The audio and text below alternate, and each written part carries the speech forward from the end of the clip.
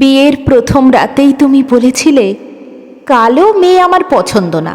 তাছাড়া তোমাকে বিয়েটা আমি নিজের অমতেই করেছি।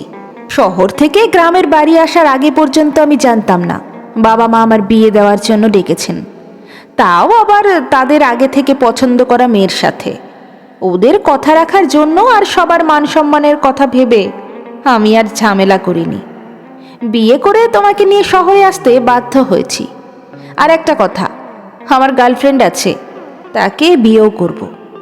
তাকে সব জানিয়েছি আর বলেছি যে 1 মাসের মধ্যে তোমার কোনো একটা দোষ দেখিয়ে ডিভোর্স দিয়ে দেব। ও রাজি হয়েছে। আর হ্যাঁ, এখানে তোমাকে সবার অলক্ষ্যেই থাকতে হবে। আমার রুমে কেউ এলে তাদের সামনে বেরোবে না। এখানে সবাই জানে আমার বিয়ে হয়নি।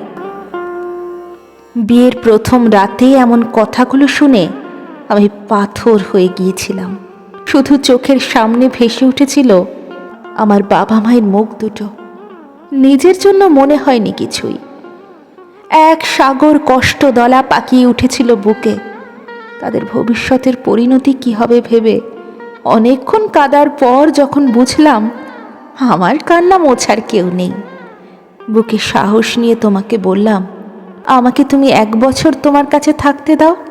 আমার বাবা মাকে এত বড় দুঃসংবাদটা আমি এখনই দিতে চাই না, তারা সহ্য করতে পারবে না।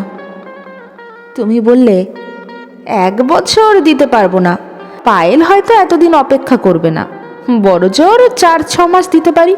আর হ্যাঁ, আমার রুমে একজন অপরিচিত যেভাবে থাকে ঠিক সেভাবেই থাকবে, তোমার সঙ্গে আমার কোনো সম্পর্ক নেই।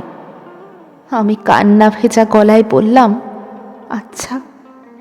তারপর প্রতিটি ক্ষণ, প্রতিটি মুহূর্ত আমার থেকে দূরে সরে যেতে লাগলো।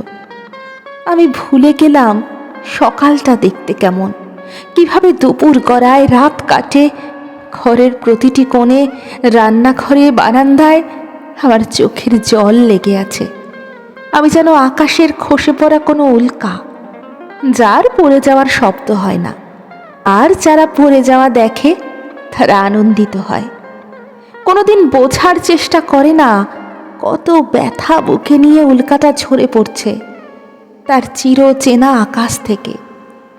আমার সামনে একই ঘরে থেকে তুমি যখন তোমার বান্ধবীর সাথে হেসে গড়িয়ে পড়তে কথায় কথায়, খুব মরে যেতে ইচ্ছে হতো। কিন্তু সেই বাবা মায়ের মুখ ভেসে উঠত চোখের পাতায়। নিজেকে সেই আসামি মনে হতো যার আত্মহত্যার আবেদনও মঞ্জুর হয় না বিচারকের কাছে। বিয়ের 2 মাস পর অফিস ফেরার পথে তোমার অ্যাক্সিডেন্ট হলো। আমি অনেক কেঁদেছিলাম, বুঝতে পারছিলাম না কার জন্য কাঁদছি, তোমার জন্য না নিজের জন্য। 2 দিন পর তোমার যখন জ্ঞান ফিরল, তুমি প্রথম ফোনটা পায়েলকেই করেছিলে। তারপর তুমি হুইল চেয়ারে, আর আমি তোমার পাশে। রাত দিন খাওয়া দাওয়া ঘুম ভুলে শুধু তোমারই সেবা করেছি। তোমার একটা পা হাঁটু থেকে কেটে দিতে হবে শুনে পায়েল গত 4 দিন তার ফোন বন্ধ রেখেছে। তোমার কষ্ট আমি বুঝতে পারছিলাম তোমার উদাস মুখটা দেখে। তুমি জেনে গিয়েছিলে একটা পঙ্গু মানুষকে নিয়ে পায়েল সংসার করবে না। অ্যাক্সিডেন্টের পর কেটে গেছে 7 মাস। আজ আমার কাছে সবচেয়ে আনন্দের দিন। তুমি হুইল চেয়ার ছেড়ে একা একা হাঁটছ। সৃষ্টিকর্তা দয়া করেছেন, তোমার পা কেটে বাদ দিতে হয়নি। বিকেলে আমি জালনার পাশে বসে আছি আনমনে, আমার চোখ দুটো ভেজা।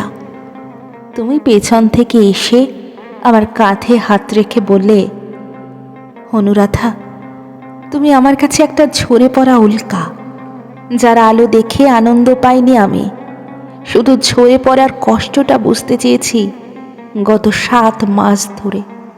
আমিও তোমার ঝরে পড়ার পথে চিরসাথী হতে চাই, শুধু তোমার কষ্টগুলো মোছার জন্য। ক্ষমা করবে আমাকে?